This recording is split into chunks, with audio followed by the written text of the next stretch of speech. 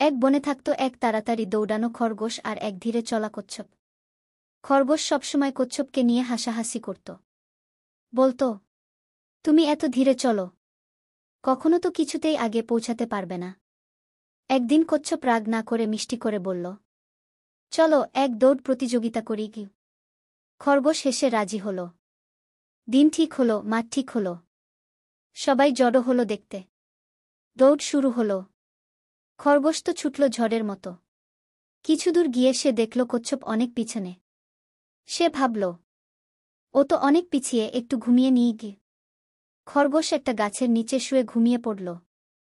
এদিকে কচ্ছপ ধীরে ধীরে কিন্তু নিরলসভাবে এগোতে থাকল। অবশেষে সে পৌঁছে গেল দৌড়ের শেষ লাইনে।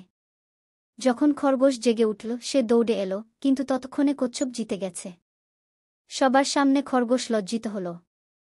কচ্ছপ শান্তভাবে বলল, ধৈর্য আর চেষ্টা থাকলে ধীরে হলেও জেতা যায়।